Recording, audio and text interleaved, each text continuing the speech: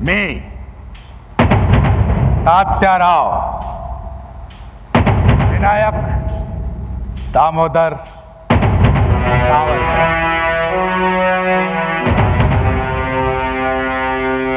मैं पराधीन भारत में 1857 के महान युद्ध की विफलता के बाद नैराश्य में डूबे एक पराधीन राष्ट्र को उसके शौर्य का एहसास दिलाने की एक युवा कोशिश कर रहा हूं। मैं अपनी इस कोशिश में इस निष्कर्ष पर पहुंचा कि अंग्रेजों से मुक्ति के लिए हिंदू और मुस्लिम दोनों कौमों को साथ आना होगा। मैंने सशस्त्र संघर्ष की राह में उत्तेजना भरने अंग्रेजी शासन को चुनौती दी। मेरी उस चुनौती ने उस दौर में अनेक युवाओं में उत्साह भर दिया था। फिर मेरी गिरफ्तारी मेरे लिए एक और बड़ी चुनौती बनकर मेरे सामने आई थी। अपनी उन्हीं चुनौतियों से टकराते, लड़ते, हारते मैंने भारतीयता की परिभाषा को हिंदू की परिभाषा में प्रतिस्थापित किया और हिंदुत्व में सबको समाहित करने, सबको एकजुट करने का मैंने सपना देखा था। अपनी इस कोशिश में कांग्रेस और गांधी को चुनौती देते हुए मैं कब अपने ही रास्ते से बहुत आगे निकल आया, मुझे ही पता नहीं चल पाया। और अंततः मैं एकाकी जीवन जीने के लिए विवश हुआ। मेरी बौद्धिकता उस दौर के किसी नेता से कम नहीं आंकी गई थी। मैंने पुणे से वकालत करनी चाहिए थी, लेकिन पुणे के बार एटला ने इंग्लैंड के राजा ब्रिटिश क्राउन के प्रति शपथ लेने से मेरे इनकार करने के कारण मुझे वहां वकालत नहीं करने दिया गया। मुझे प्रसिद्धि तो खूब मिली, लेकिन मेरी प्रसिद्धि गांधी और नेहरू की तरह जननायक में परिवर्तित नहीं हो पाई।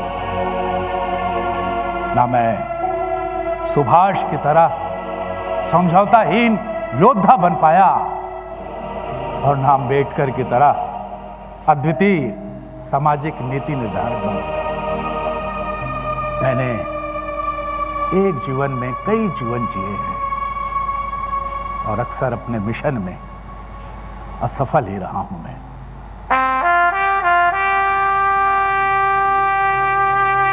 मैं किशोरावस्था में ही था, तभी मैंने अपने माता पिता को खो दिया था। मैं 9 वर्ष का हुआ तो हैजा ने मेरी मां मुझसे छीन ली। मैं किशोरावस्था में पहुंचा, प्लेग की बीमारी मेरे पिता का सहारा भी अपने साथ लेकर चली गई। पिता के जाने के बाद मेरे बड़े भाई गणेश दामोदर सावरकर, जिन्हें हम सब बाबा राव कहते थे, हमारा सहारा बने, लेकिन वे खुद अभी किशोरावस्था में ही थे। मेरी पढ़ाई का खर्च दहेज स्वरूप उठाने के लिए मेरा विवाह ठाणे के जवाहर रियासत के एक समृद्ध परिवार की सबसे बड़ी बेटी यमुना बाई से कर दिया गया। इस समृद्ध परिवार से रिश्ता हो जाने के बाद मेरी आर्थिक समस्याएं काफी हद तक हल हो गई थी, लेकिन लंदन में मेरी पढ़ाई का खर्च उठाना मेरी ससुराल वालों के लिए भी संभव नहीं था। मैंने पुणे के फर्गुसन कॉलेज से ग्रेजुएट किया था और बंबई में LLB की पढ़ाई पूरी करते हुए मैं तिलक और गोखले जैसे राष्ट्रीय नेताओं के संपर्क में आ गया था। अपनी आगे की पढ़ाई के लिए मैं लोकमान्य तिलक और शिवराम पंत परांजपे की सिफारिश से लंदन में वजीफा हासिल करने में सफल हुआ था। इन्हीं के जरिए मुझे लंदन में भारतीय क्रांतिकारियों के ठिकाने इंडिया हाउस में रहने की जगह भी मिल गई थी। श्याम जी कृष्ण वर्मा ने लंदन में भारतीय छात्रों के रहने के लिए एक ठिकाना बनवाया था। इसका नाम इंडिया हाउस रखा गया था। ये लोग भारतीय छात्रों को उनकी पढ़ाई में मदद करते थे और इस मदद में पेरिस के सरदार सिंह राणा के सहयोग से इंडियन स्टूडेंट को वजीफा दिया जाता था।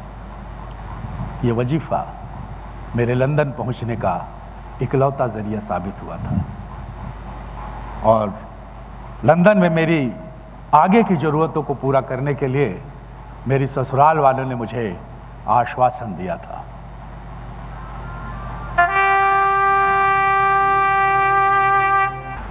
9 जून 1906 को पर्सिया नामक जहाज से मेरा आगे का सफर तय हुआ था। लगभग 1 महीने का सफर तय करके मैं लंदन पहुंच गया था। मैं अचानक एक ऐसी दुनिया के सफर में निकल पड़ा था जो मेरे लिए बिल्कुल अजनबी थी।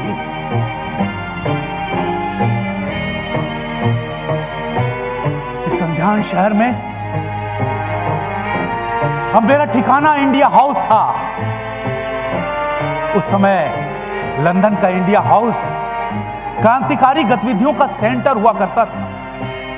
इंग्लैंड आते ही मैं क्रांतिकारी गतिविधियों में संलग्न हो गया था। मैंने लंदन में फ्री इंडिया सोसाइटी की स्थापना की, जो गोपनीय नहीं, खुले तौर पर फ्रीडम मूवमेंट का काम करती थी और इंडियन स्टूडेंट को फ्रीडम मूवमेंट से जोड़ने साप्ताहिक गोष्ठियों का आयोजन किया करती थी। 1857 का विद्रोह अभी पुराना नहीं पड़ा था। यह विद्रोह ब्रिटिश हुकूमत के लिए एक ऐसी स्मृति थी जिसे वे हर हाल में कलंकित कर देना चाहते थे।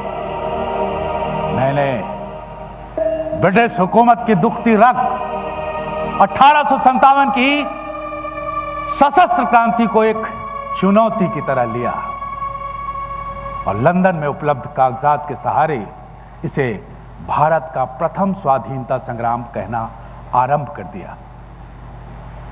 1857 के ब्रिटिश दृष्टि के समक्ष मैंने अपने लेखों में एक वैकल्पिक विवेचना दृष्टि प्रस्तुत करते हुए भारतीय स्वाधीनता संग्राम की इस प्रेरक घटना को दुनिया के सामने पेश करना शुरू किया। 1908 में इस पर एक किताब का प्रकाशन भी हुआ और प्रकाशन के तुरंत बाद इस किताब पर प्रतिबंध लगा दिया गया था, जो देश की आजादी के बाद भी 1954 तक नहीं हटाया गया। ब्रिटिश प्रतिबंध के बावजूद यह किताब भारत में खूब छपती और बिकती रही। इसने भारतीय क्रांतिकारियों को काफी हद तक प्रेरित किया था।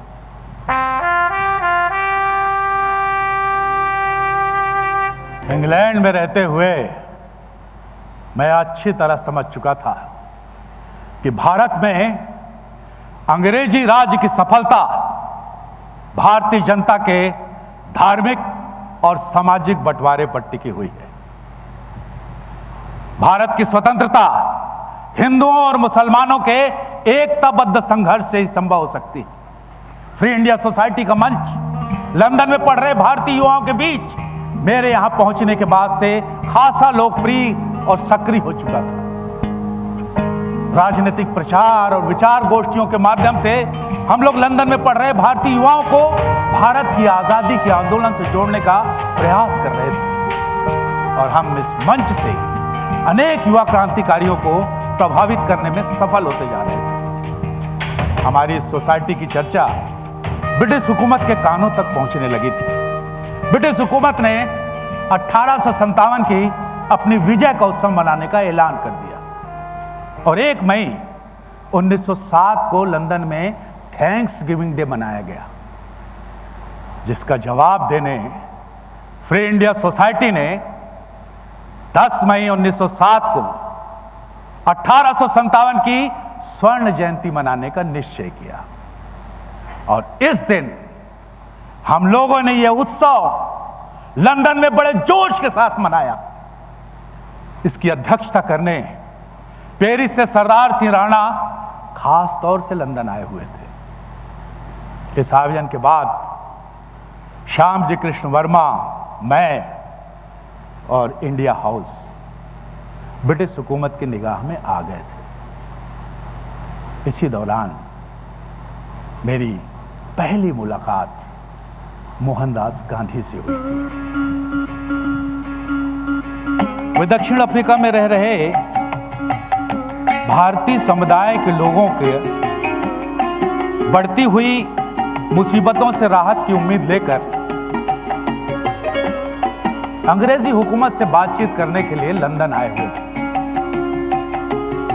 वो जब मुझसे मिलने इंडिया हाउस पहुंचे, मैं रात के भोजन के लिए झींगा तल रहा था। मैंने उनसे भोजन के लिए आग्रह किया तो उन्होंने बताया कि वे शुद्ध शाकाहारी हैं। मैंने कहा, शाकाहारी रहकर आप कैसे इन दुष्ट अंग्रेजों का मुकाबला कर पाएंगे? तब गांधी ने मुझे बताया कि वो अपने मां को वचन देकर विदेश आए थे कि वह अपने विदेश प्रवास के दौरान मांस, मदिरा और परस्त्री गमन से परहेज रखेंगे। वे मेरे यहां से बिना भोजन के ही चले गए थे। मैं उनकी मातृभक्ति और निष्ठा से प्रभावित हुआ था।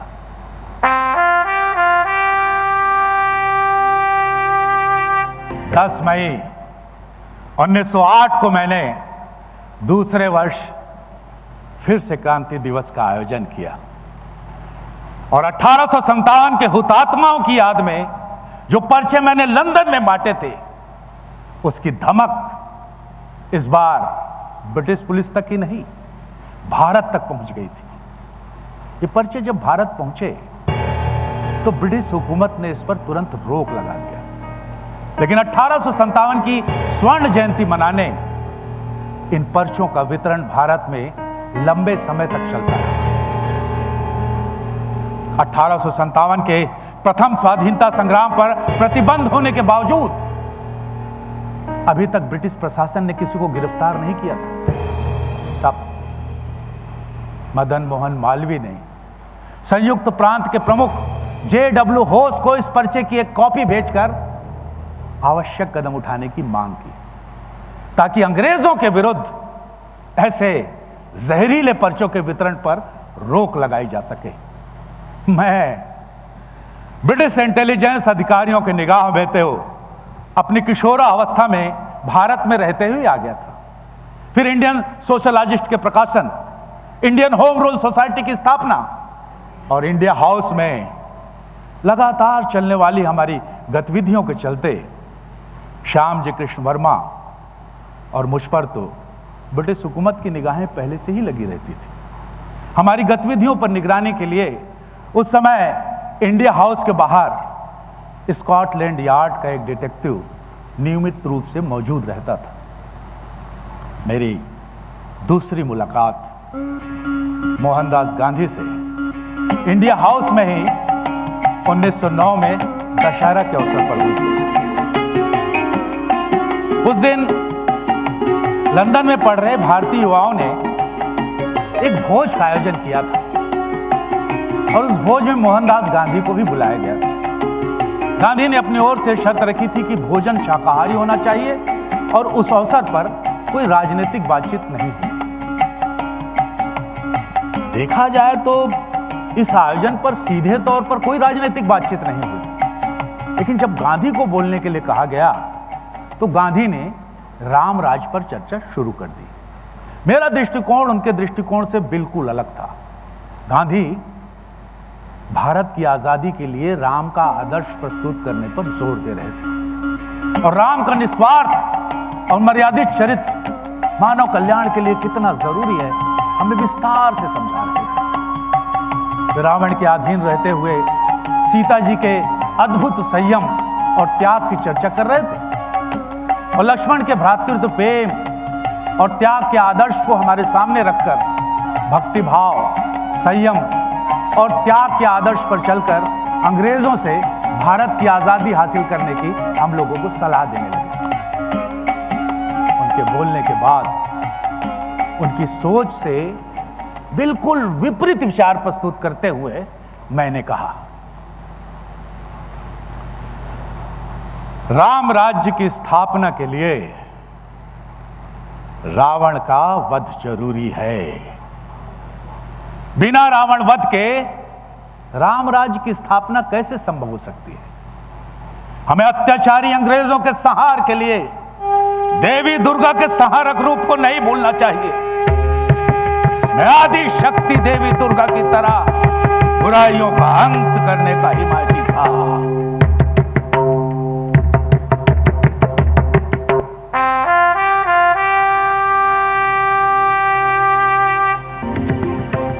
लंदन में रहते हुए मैं गदर मूवमेंट के लाला हरदयाल के संपर्क में आ गया था। उन्होंने अपने मित्रों को बम बनाने और गोरिल्ला पद्धति से युद्ध करने की कला सिखाने के लिए मुझसे कहा था। और फिर 1909 में मदनलाल ढींगरा ने एक सार्वजनिक बैठक में अंग्रेज अफसर करजनवाली की गोली मारकर हत्या कर दी थी। मैंने अपने लेख में ढींगरा को एक देशभक्त बताकर क्रांतिकारी आंदोलन को और उग्र कर दिया था। मदनलाल ढींगरा हमारे इंडिया हाउस का सदस्य था। मैं ढींगरा की गिरफ्तारी के बाद उससे फौरन मिलने जेल पहुंच गया। मुझे जेल में आया देखकर मदनलाल एकदम से घबरा गया। उसने मुझसे कहा, आप यहां क्यों चले आए? मेरे साथ आप भी लपेट लिए जाओगे। मैंने कहा, मैं यहां एक महान देशभक्त और जीवित शहीद के दर्शन करने आया हूं। ये लोग मेरा कुछ नहीं बिगाड़ सकते। मैं तुम्हारा वकील बनकर तुमसे मिलने आया हूं। मेरी बात सुनकर मदनलाल ढींगरा की आंखें भर आई थी।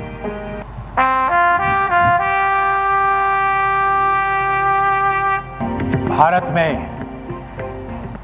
मेरे साथियों द्वारा की गई राजनीतिक हत्याओं के बाद अब मेरा अंग्रेजी सरकार के शिकंजे से बहुत अधिक दिनों तक बचे रह पाना असंभव दिखने लगा था, क्योंकि ढींगरा के पीछे मेरा हाथ होना ब्रिटिश एजेंसियां स्पष्ट कर चुकी थी।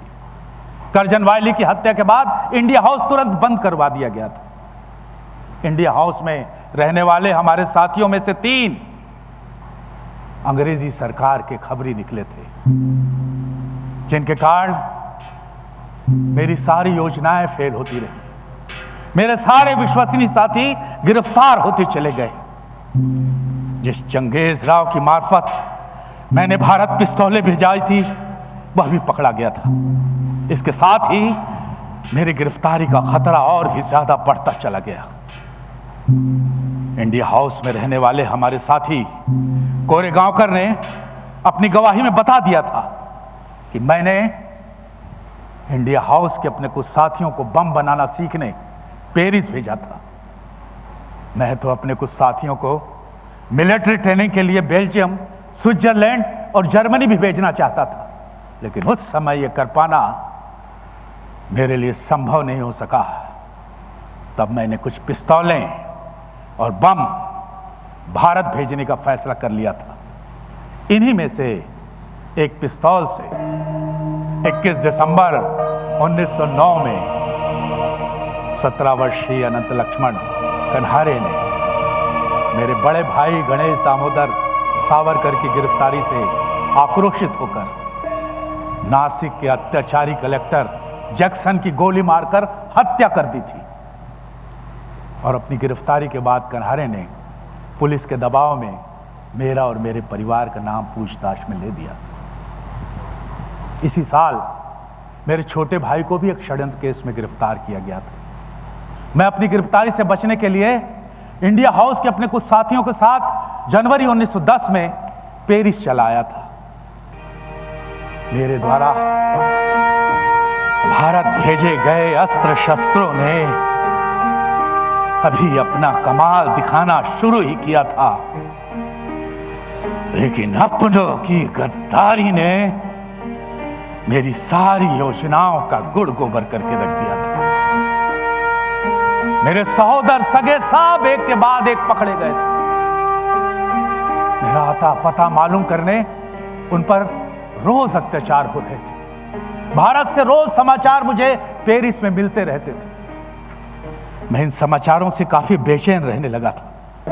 मुझे लगता मेरे सहोदर, मेरे मित्र वहां भारत में कारावास में कष्ट झेल रहे हैं और मैं यहां अपनी गिरफ्तारी से बचने फ्रांस में शरण लिए आराम से बागीचे में टहल रहा हूं।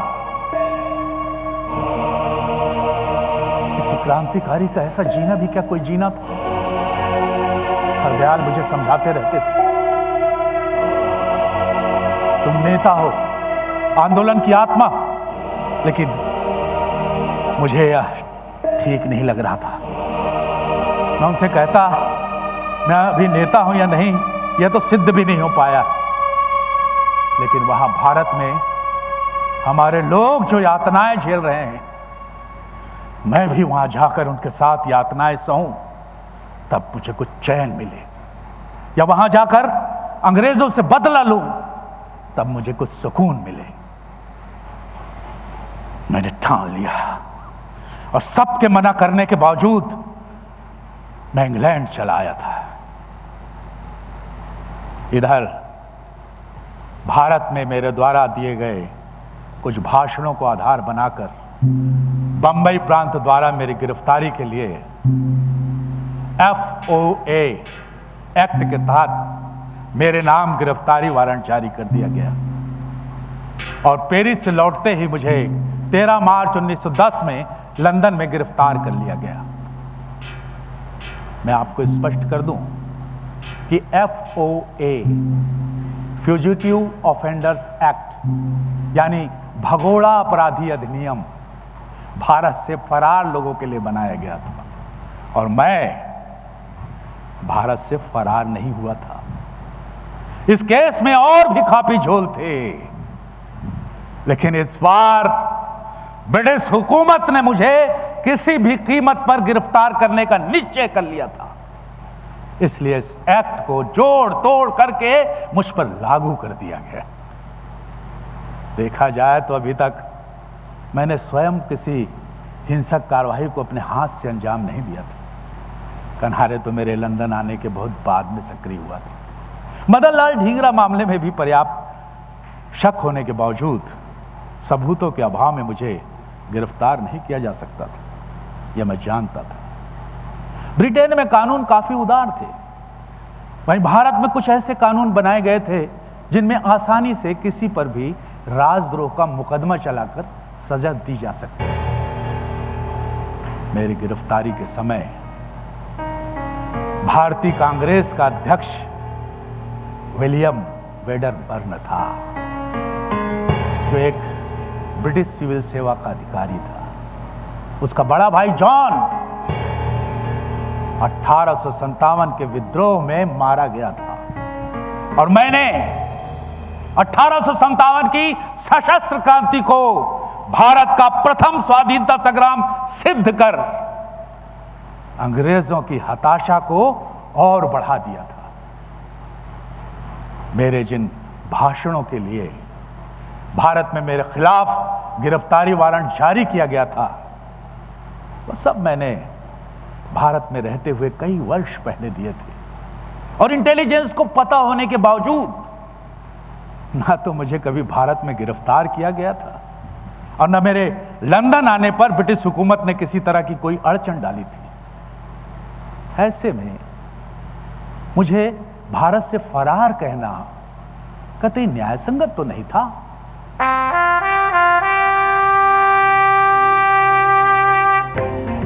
अपनों की प्रखर आलोचना और परायों के अत्याचार के बीच भी मैंने भारत में अंग्रेजों के लिए एक परेशानी खड़ी कर दी थी।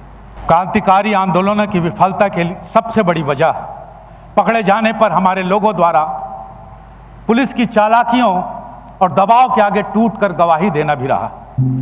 हमारे गोपनीय आंदोलन अपने सदस्यों की व्यक्तिगत बहादुरी और निष्ठा पर आधारित होते थे।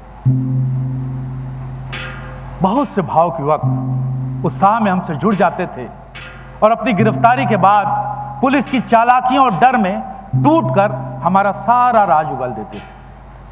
कई तो अपनी गिरफ्तारी से पहले ही लालच और भय में पुलिस के लिए खबरची का काम करने लगे थे। राजनीतिक ईर्ष्या और आपसी मनमुटाव भी भारतीय क्रांतिकारियों के बीच एक आम बात थी। आप याद कर सकते हैं, भगत सिंह को भी फांसी इसलिए हुई थी कि उसके दो साथी हंसराज बोहरा और जयपाल ने उनके खिलाफ गवाही दे दी थी। ब्रिटेन में मेरे खिलाफ मुकदमा चला और अंततः 12 मई 1910 को मजिस्ट्रेट रूट चैन ने मुझे भारत भेजने, मुकदमा चलाने का फैसला सुना दिया। मैं इस फैसले के खिलाफ कोर्ट ऑफ अपील तक भी गया था, लेकिन वहां भी इस फैसले को बरकरार रखा गया था। मुझे आगे के अभियोग के लिए भारत ले जाया जाने वाला था। मैंने अपने भारत ले जाए जाने की खबर अपने एक मित्र को पत्र लिखकर पेरिस भिजवा दिया था कि तुम फ्रांस के मार्से बंदरगाह में कार लेकर मेरी प्रतीक्षा करना। मैं जहाज के वहां पहुंचते ही जहाज से भाग निकलूंगा, तुम बस मार्से के तट पर कार के साथ मुझे मिल जाना। मैं जानता था ब्रिटिश सरकार मुझ पर अपनी मर्जी से भारत में आरोप लगाकर मेरे साथ ना जाने कैसा बर्ताव करेगी। मैं एक बार फ्रांस पहुंच गया तो फिर ब्रिटिश सरकार मेरा कुछ नहीं बिगाड़ पाएगी, यह मैं जानता था। मैं जानता था कि मैं जेल से आजाद रहा तो अपने साथियों को छुड़ाने के लिए कुछ न कुछ हिकमत लगाकर मैं उनकी मदद कर पाऊंगा। मैं यह भी जानता था कि मेरी गिरफ्तारी यदि फ्रांस में होती है तो यह मामला अंतर्राष्ट्रीय स्तर पर जरूर उठेगा और इससे ब्रिटिश सरकार के काले कारनामे अंतर्राष्ट्रीय मंचों पर उजागर होंगे। मैं यही सब सोचता और अपनी गिरफ्तारी के बाद अंग्रेजों के चुंगल से निकल भागने की अपनी योजनाएं बनाता रहा।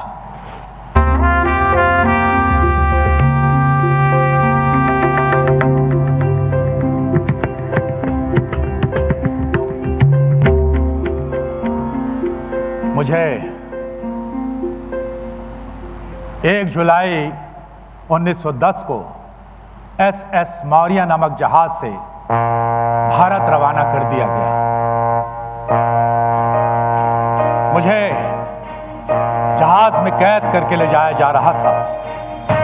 जहाज जैसे ही फ्रांस के मार्से बंदरगाह के नजदीक पहुंचा, मैंने गर्म पानी से नहाने की इजाजत मांगी और साबुन लगाने के बाद मैं पोर्ट होल से निकलकर बाहर समुद्र में कूदने में कामयाब हो गया था। मैंने देखा जहाज मार्से के नजदीकी तट से लगभग आधे मील की दूरी पर खड़ा था।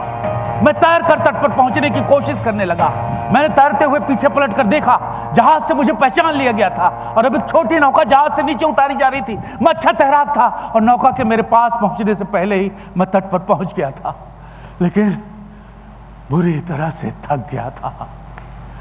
मैंने तट पर काफी देर तक अपने मित्र को तलाश किया, लेकिन मेरा दुर्भाग्य कि मेरा दोस्त अब तक वहां नहीं पहुंच पाया था। मैं निराश होकर एक फ्रेंच तटरक्षक के पास पहुंचा और उससे खुद को गिरफ्तार करके पुलिस कमिश्नर के दफ्तर ले चलने के लिए निवेदन करने लगा। तभी वहां पर ब्रिटिश जहाज के नाविक और ब्रिटिश पुलिसकर्मी पहुंच गए और उन्होंने तटरक्षक को बताया कि मैं एक चोर हूं और मुझे बलपूर्वक पकड़कर फिर से जहाज में वापस ले जाया गया। मैं आश्चर्यचकित था कि तटरक्षकों ने कोई प्रतिरोध क्यों नहीं किया, उसने उन्हें रोकने का कोई प्रयास क्यों नहीं किया। मैं एक बार फिर से अपनी इस योजना में असफल हो चुका था।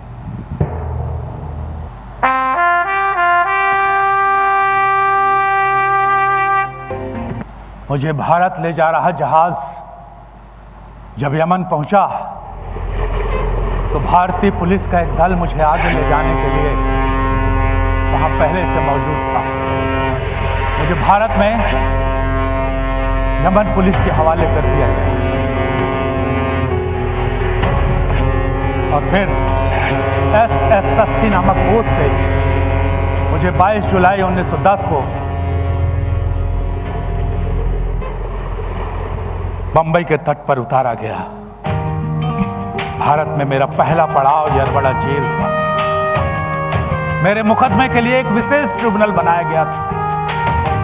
ट्रिब्यूनल का खेल तब रचा जाता है जब किसी को जल्दी से जल्दी सजा देकर जेल भेजना या फांसी देना होता है। मैं जानता था। भगत सिंह ने भी अपने लिए बने ट्रिब्यूनल को एक ढकोसला कहा था। मेरे विरुद्ध 3 अलग अलग आरोपों में 8 मुकदमे एक साथ चलाए गए थे और मुकदमा शुरू होते ही मुझे बंबई के डोंगरी जेल में स्थानांतरित कर दिया गया था और 1 महीने से भी कम समय में अदालत ने आजीवन कारावास और मेरी संपत्ति जब्त करने की सजा सुना दी थी। मेरे साथ 37 लोगों पर मुकदमा चलाया गया। उनमें से 11 लोगों को बरी कर दिया गया, कुछ को 15 वर्ष, कुछ को 10 वर्ष और किसी को 6 महीने की सजा हुई थी। 30 जनवरी 1911 को जब जैक्सन की हत्या के मामले में मुझे एक और आजीवन कारावास की सजा सुनाई गई थी,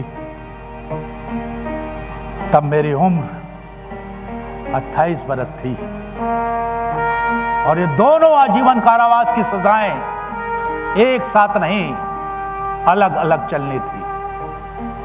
ये ब्रिटिश हुकूमत की क्रूरता ही थी कि मुझे 100 वर्ष कैद की सजा देकर ब्रिटिश हुकूमत यह निश्चित कर देना चाहती थी कि अब मैं आजादी की किसी गतिविधियों में किसी भी तरह से शामिल ना होने पाऊं। अंग्रेजों की इस एक तरफा कार्रवाई से यह तो सिद्ध हो ही चुका था कि गोरे मेरी आक्रामकता से कितना डर रहे थे। अंग्रेज जानते थे कि मैं जेल से आजाद रहा तो उनका भारत में अधिक दिनों तक बने रह पाना इतना आसान नहीं रह जाएगा। इसलिए ब्रिटिश सरकार ने मुझे क्रांतिकारी कार्यों के लिए 2 आजीवन कारावास की सजा सुनाई थी, जो विश्व के इतिहास में पहली अनोखी सजा थी। फिर भी मुझ पर अंग्रेजों के साथ साठगांठ का आरोप लगाया जाता रहा है। मेरी बढ़ती लोकप्रियता को खंडित करने का प्रयास किया जाता रहा है। मुझ पर हनी ट्रैप के प्रयास भी किए गए थे। क्या अंग्रेजों के साथ साठगांठ के बावजूद मुझे इस कदर प्रताड़ित किया जा सकता था? मैं बैरिस्टर था, कोई साधारण भाव क्रांतिकारी नहीं था मैं, और न मैं इतना मूर्ख था कि अंग्रेजों का हितैषी भी बना रहता, उनकी प्रताड़ना भी सहता रहता। अपने समय के सारे बैरिस्टरों की सारी तिकड़में मैं खूब अच्छी तरह से समझ रहा था कि वे लोग कैसे अपनी जेल यात्राओं के लिए अपने लिए वीआईपी सुविधाएं हासिल कर पाते थे। अंग्रेजों की जेलों में जेल यात्राएं करने वाले कुछ ऐसे भी बैरिस्टर रहे जो भारतीय स्वतंत्रता संग्राम में शामिल भी रहे और अंग्रेजों के हित साधक भी बने रहे।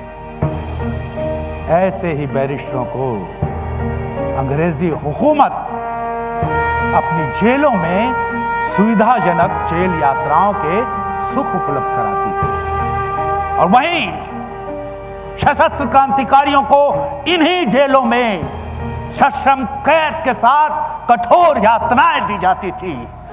दम निकलते तक असहनीय यातनाएं। खैर,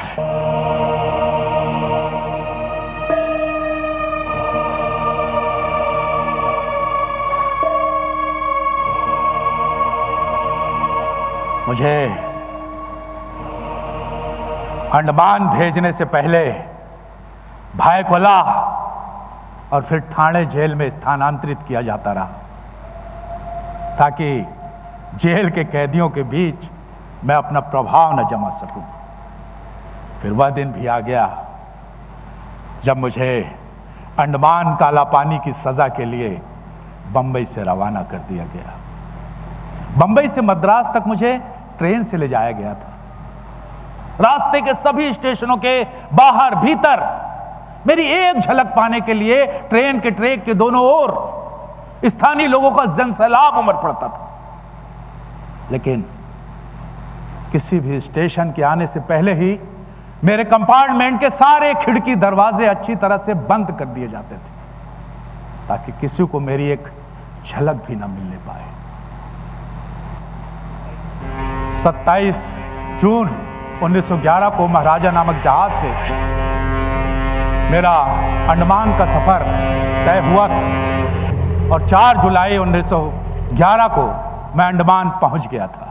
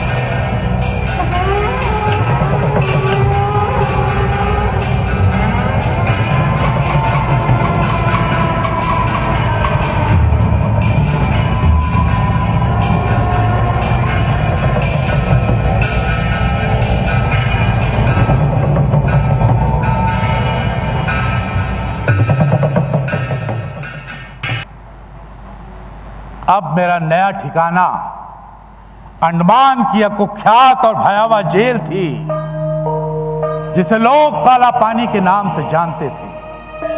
अंडमान की जेल पृथ्वी पर एक जीता जागता नरक थी, जिसे गांधी की अहिंसा से पसीजने वाले अंग्रेजों ने अपने राजनीतिक विरोधियों को सबक सिखाने और उन पर जुल्म ढाने के लिए बनवाया था। अंग्रेजी उपनिवेशवाद की क्रूरता और अमानवीयता का जीता जागता सबूत था यह काला पानी।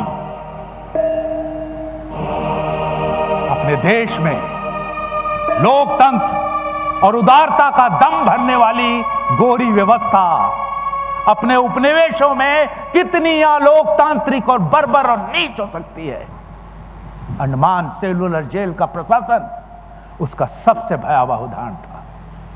भारत के किसी भी क्षेत्र से अंडमान काला पानी की सजा के लिए यात्रा करके जो भी कैदी अंडमान की सेलुलर जेल पहुंचते थे, उन्हें सबसे पहले ब्लैक कैंप के क्वारंटीन सेल में कुछ दिन प्रतीक्षा करनी पड़ती थी। फिर बेड़ियों में जकड़कर उन्हें लाल लाख वाले थुल थिगने कद के डेविड बारी के सामने पेश किया जाता था। फिर डेविड अपनी सनक से उन नए कैदियों की रहने की जगह निर्धारित करता था।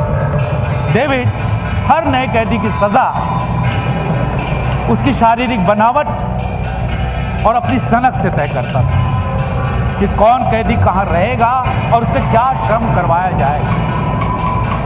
राज्य के प्रति अपराध में दोषी पाए गए कैदी कैदे तन्हाई में रखे जाते थे और उनसे सबसे कष्टकारी और शरीर तोड़ने वाले काम करवाए जाते थे। एक बार जब कैदी का भाग्य तय हो जाता था, तब वार्डन उनकी बेड़ियां उतरवा देता था। फिर जेल की ड्रेस, एक टोपी, कुर्ता और हाफ पैंट पहनने के लिए दिया जाता था। फिर सारे कैदियों को सामूहिक स्नान करने के लिए कहा जाता था। उसके बाद उन्हें गंदे तैली प्लेटों में घटिया भोजन दिया जाता था। उसके बाद नए कैदियों को ले जाकर जेल के भीतर की सेल में डाल दिया जाता था। यह 7 तिमंजिला भवनों का एक गोल ढांचा था, जिसमें 690 लोहे की छड़ों वाली सेलें थी, जिनकी 24 घंटा निगरानी के लिए एक तिमंजिला निगरानी टावर बना हुआ था, जिससे हर एक नए कैदी की सेल में रात दिन निगाहें रखी जाती थी। नए कैदी की सेल में कुछ दिन बाद एक लुहार आता था और गले में लोहे की रिंग डालकर लकड़ी की नेक टिकट लगा जाता था। टिकट पर कैदी नंबर और उसके नीचे जिस कानून के तहत सजा हुई है, सजा की तारीख और सजा की अवधि लिखी होती थी। मेरे कुर्ते पर डी अक्षर लिखा हुआ था, जिसका अर्थ डेंजरस यानी खतरनाक था।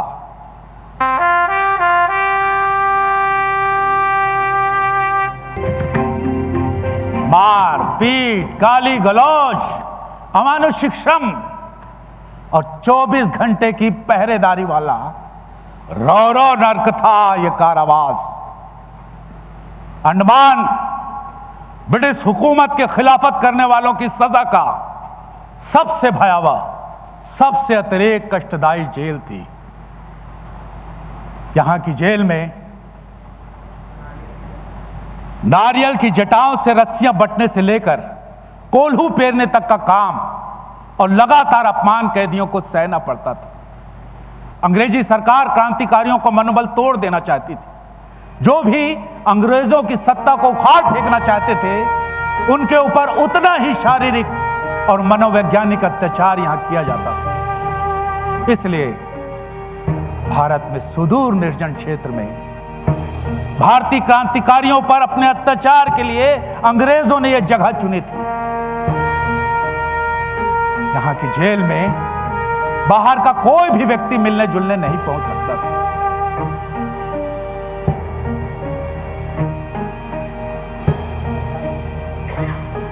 कैदी पर क्या बीत रही है, जेल के बाहर कभी कोई नहीं जान पाता था। यहां के कैदियों की दर्द की चित्कार बाहर प्रेस तक ना पहुंच सके, इसलिए अंडमान काला पानी की सजा के लिए इस जेल को चुना गया था। फांसी के बाद ब्रिटिश हुकूमत में सबसे बड़ी सजा मानी जाती थी। फांसी के बाद तो अब रह ही नहीं जाते, विरोध के लिए बचते ही नहीं। काला पानी की सजा में क्रांतिकारियों के मनोबल को इस तरह से तोड़ने की कोशिश की जाती थी कि या तो वह जेल के भीतर ही मर खप जाए, या फिर जब भी जेल के बाहर निकले उसमें विरोध करने की हिम्मत ही ना बचे। फांसी में बस एक क्षण होता है जब जल्लाद तख्ता खींचता है, सांसें घुटती और सब कुछ खत्म हो जाता है। लेकिन यहां तो जल्लाद हर रोज हमारी सांसें घोट रहे थे, हम हर रोज मरते मरते जी उठते थे।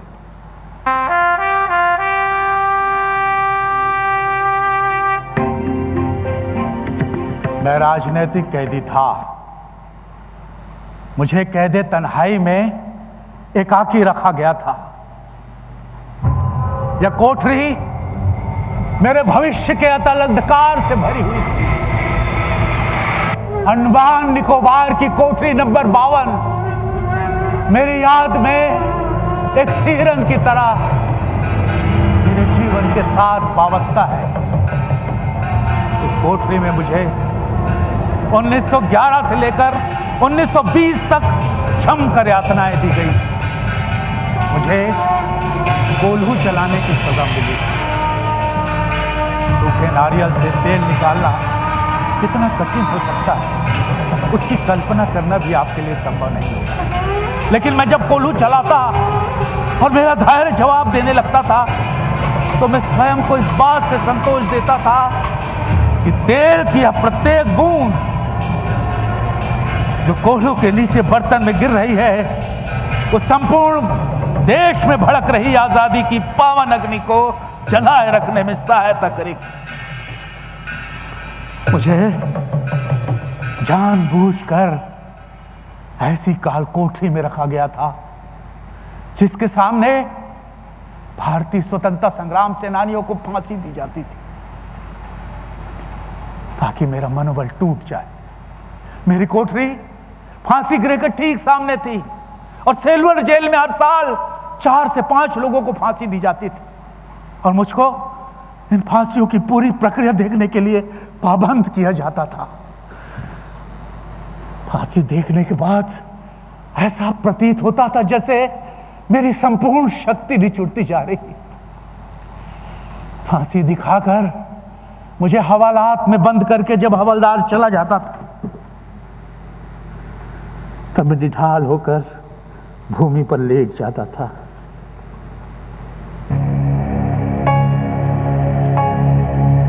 ऐसे एक दिन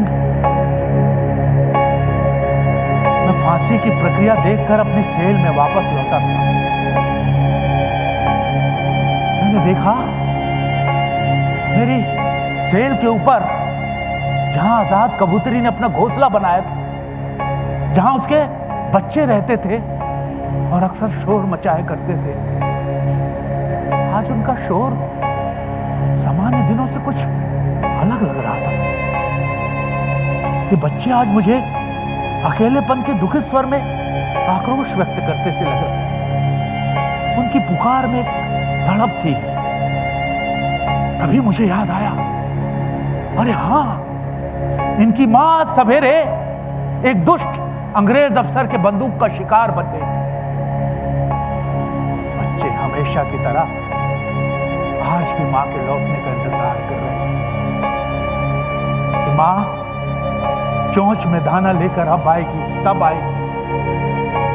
मां की राह देखते देखते बच्चे निराश और भयभीत हो रहे थे।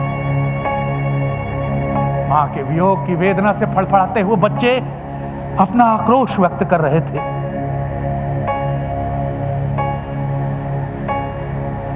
विछोह की यह वेदना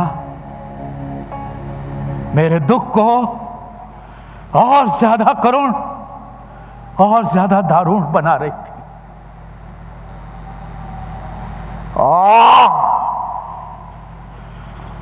किस दुष्ट चितेरे ने शोक की इस पृष्ठभूमि का चयन मेरे दुख को बढ़ाने के लिए कर दिया था। ये तनाव मेरे मन के लिए असह्य था।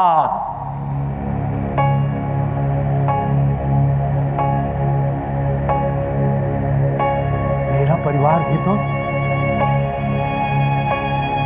अपने तात्या राव का लंदन से बैरिस्टर बनकर लौटने और उसके बाद एक समृद्ध जीवन जीने की कामना में मेरी राह देख रहा होगा। उन्हें क्या मालूम था कि उनके तात्या राव का मुकाम लंदन से सीधे अंडमान की सेलुलर जेल होगी, जहां उसे 2-2 जन्मों की सजा पूरी करनी। यहां से उनका तात्या अब शायद कभी जीवित उनके पास नहीं लौट पाएगा। वे लोग भी कहां जानते होंगे। इन कबूतरी के बच्चों की तरह मेरे परिवार के लोग भी तो मेरी नीति से अनजान थे।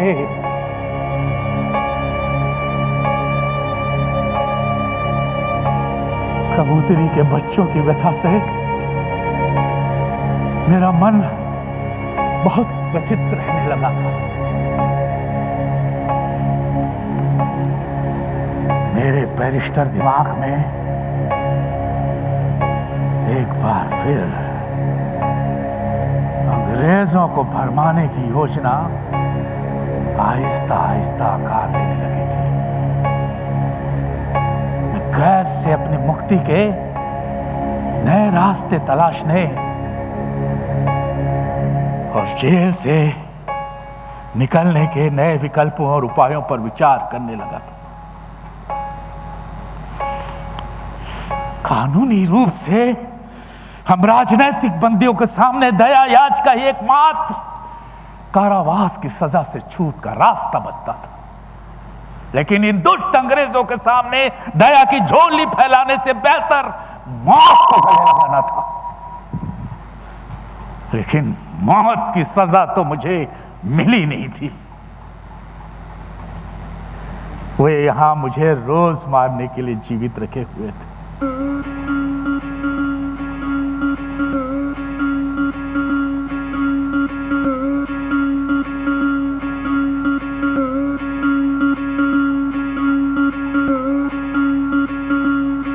इसी दौरान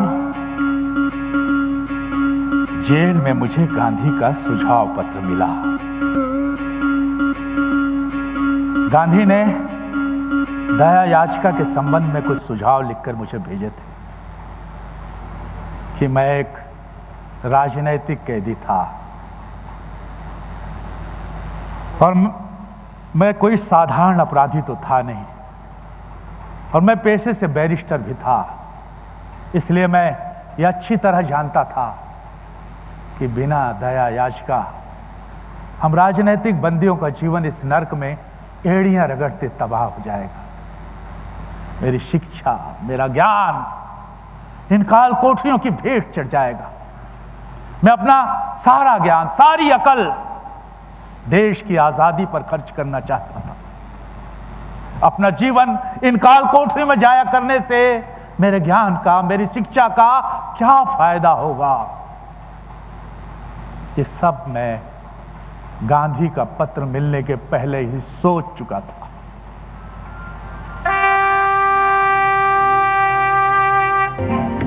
मेरी दया याचिका पर लोग क्या कहेंगे,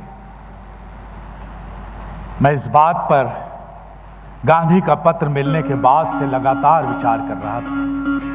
मेरे सामने जनस्तुति शास्त्र का यह ध्येय बार बार आ रहा था, वरः जनहित ध्येयम न केवलम जनस्तुति, अर्थात देश हित के लिए अपनी लोकप्रियता की इच्छा का त्याग करके भी देश हित में कार्य करना चाहिए। देश हित के लिए अन्य त्यागों के साथ अपनी जनप्रियता का त्याग करना मुझे सबसे बड़ा और ऊंचा आदर्श दिखाई देने लगा था। मैं सोचने लगा, मैंने बैरिस्टर की शिक्षा किस लिए हासिल की थी? मैंने तो अंग्रेजी हुकूमत के जुल्म सितम से सताए भारत के लोगों का मुकदमा लड़ने के लिए शिक्षा हासिल की थी। मैंने अपनी कानूनी बुद्धि की हिकमत से काम लेने का फैसला किया था। मैं जानता था कि मेरी दया याचिका को कई लोग कई नजरिए से परखेंगे, लेकिन मेरा एक ही नजरिया था कि कैसे भी जेल से बाहर निकलूं और अंग्रेजों और उनके हिमायतियों के नाक में दम करके रख दूं। मैं अंग्रेजी सरकार को दया याचिका लिख लिख कर भेजता रहा, लेकिन मेरी किसी दया याचिका पर ब्रिटिश हुकूमत ने कोई खास ध्यान नहीं दिया।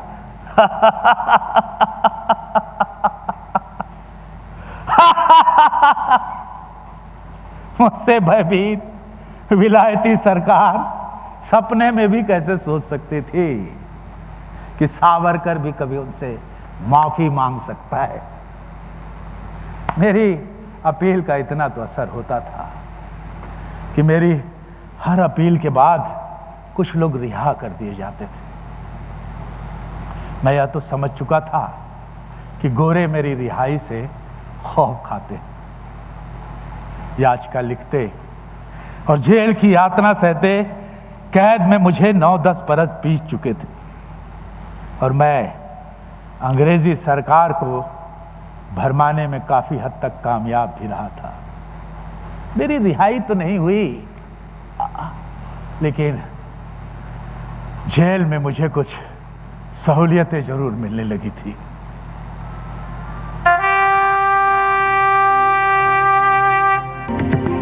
इस मार्च 1920 को मैंने फिर से एक दया याचिका लिखकर भेजी।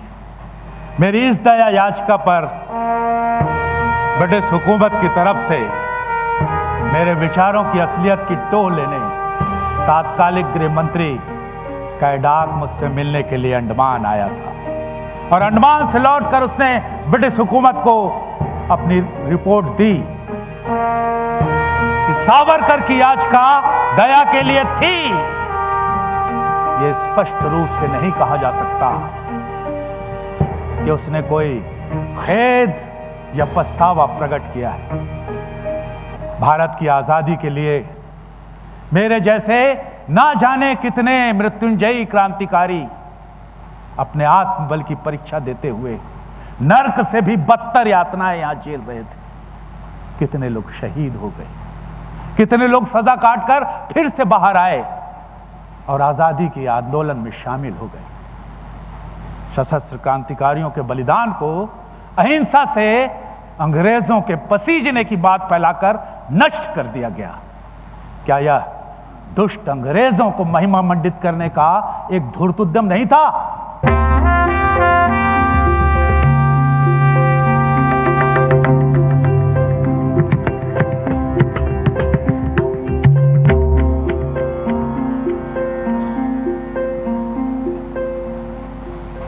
जेल में मैं दीवारों के सुनता,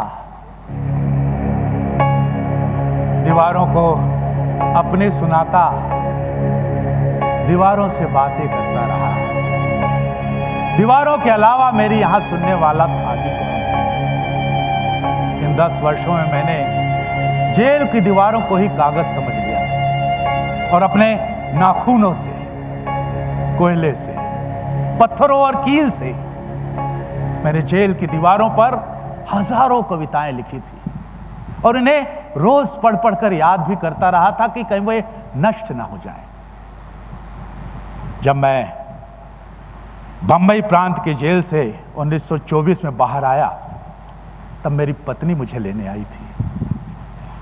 मुझे अपने पत्नी और भाई के साथ त्र्यंबकेश्वर से नासिक तक घोड़े पर यात्रा करनी पड़ी थी। ब्रिटिश सरकार के डर से मेरे किसी भी दोस्त ने मुझे अपने घर ठहरने का आश्रय तक नहीं दिया था।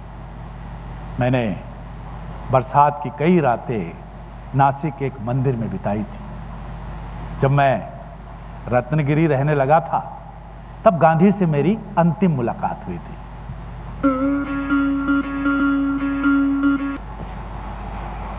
रत्नगिरी में गांधी ने अपने अहिंसा के प्रयोग के बारे में मुझे बताया था।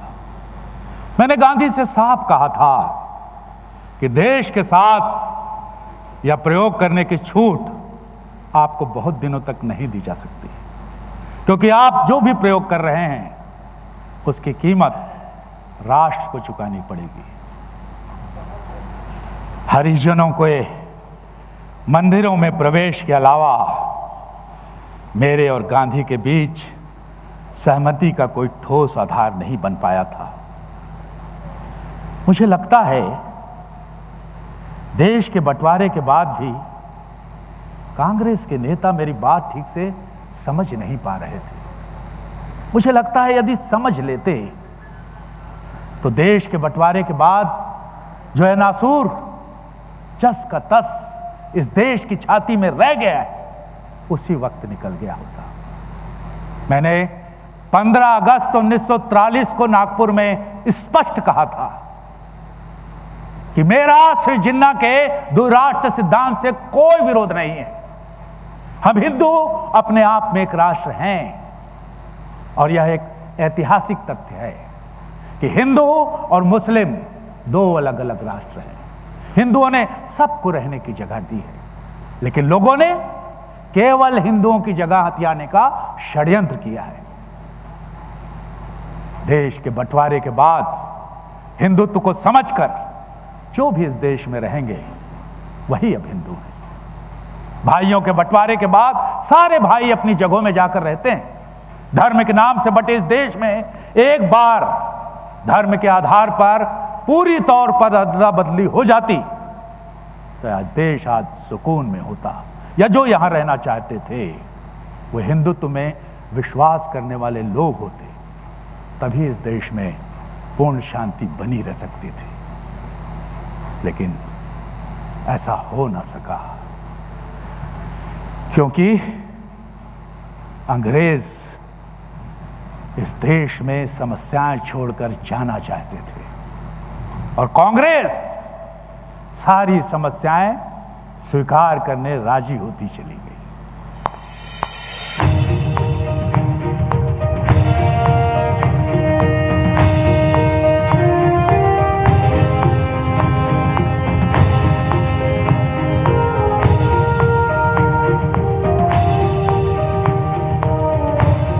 देश की आजादी के साथ मेरा संकल्प पूर्ण हो चुका है। अब मेरे जीने का कोई अर्थ शेष नहीं रह गया। सेलुलर जेल में जो यातनाएं मुझे दी गई थी उसका असर अब उन्होंने दिखाना शुरू कर दिया। मेरा जीवन जेल की यातनाओं की भेंट चढ़कर अब दर्द की लहर की तरह शेष बचा है। काला पानी में सेलुलर जेल की यातनाओं से ऊबकर जब कोई क्रांतिकारी टूटने लगता था तो खाना पीना त्याग कर इच्छा मृत्यु को गले लगा लेता था। मैं अपने अंतिम दिनों में सेलुलर जेल से मिलाई बीमारियों से लड़ाई लड़ने के लिए ही अपना शेष जीवन जीते रहना नहीं चाहता। इसलिए मैंने दवाइयां, भोजन सब का परित्याग कर दिया और मृत्यु का वरण करने उपवास रहना शुरू किया। और 26 फरवरी 1966 को मैंने अंतिम सांसें ली और आजाद भारत की गोद में अनंत विश्राम करने चला आया।